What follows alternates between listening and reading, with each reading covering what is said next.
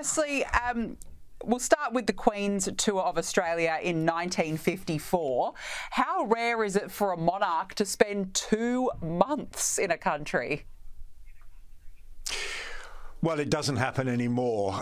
Things were very different back in those days. In actual fact, that 2 months in Australia was part of a Commonwealth tour that lasted altogether 6 months, during which the Queen and Prince Philip left their 2 children, as they had then, behind in Malta, which was where they were living at the time. This tour back in 1954 was supposed to have taken place 2 years earlier, but it was only just beginning, of course, when the Queen's father, King George, then tragically died while the Queen and Prince Philip were in Kenya, and they had to come home, obviously. So 2 years later, in 1954, they set off on this mammoth journey, which nowadays simply wouldn't happen, and obviously in the later part of the Queen's reign there were no tours of that magnitude, but this was colossal. And Australia, I suppose, in many ways was the highlight of that tour. The reception for the Queen there was extraordinary. The miles she covered, the number of flights she got on, the number of car journeys she did. By present standards, it's really mind-blowing. I mean, now, you know, they hop on a plane, either a private plane, or they fly out clearly first class. It's all done very, very quickly. This tour, a lot of it involved the Royal Yacht Britannia, which is not in use anymore.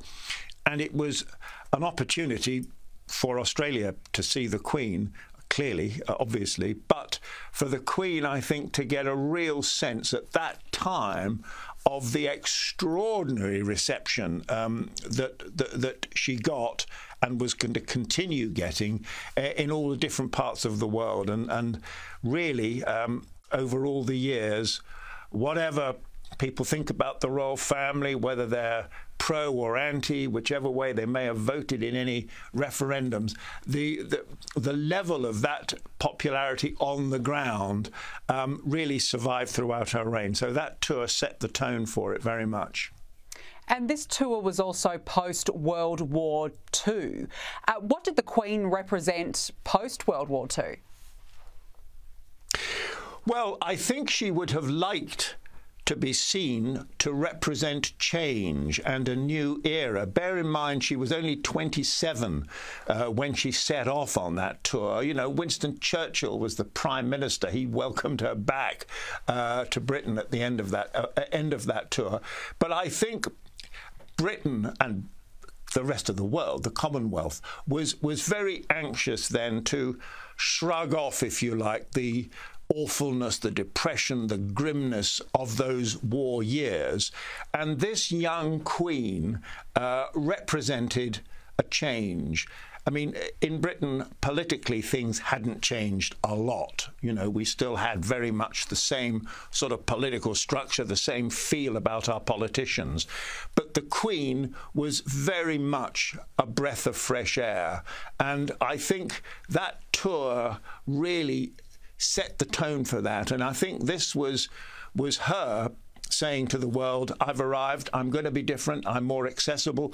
I mean, her accessibility then, back in the 50s, was nothing as compared to the accessibility that the royal family has striven for since. But nevertheless, it heralded a new era, a new approach by the royals, a new way of being seen, interacting with the public.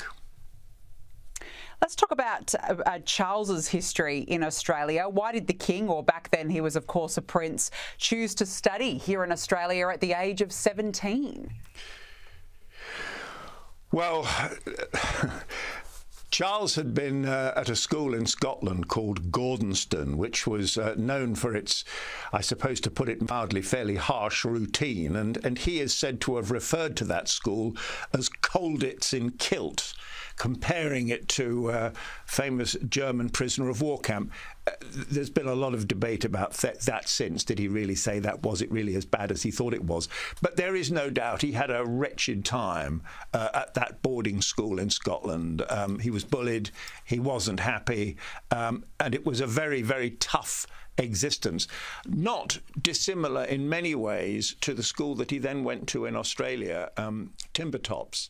But I think the idea was A, to broaden his horizons, and B, to get him into a place where he actually would enjoy himself more.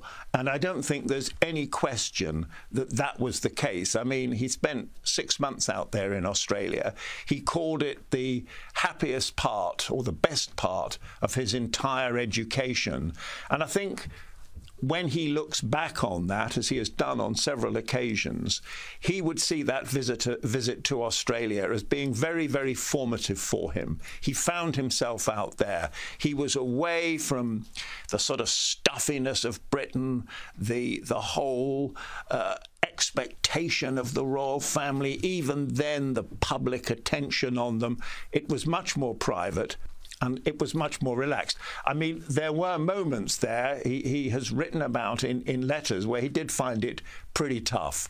But overall, it was a good experience for him.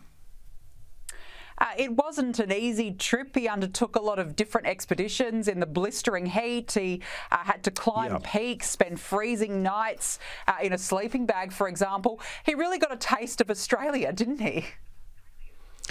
Yes, he did, and he complained about, oh, we couldn't cook our tinned food because of the risk of bushfires, and, you know, we had to eat cold food. He said his hands got covered in blisters.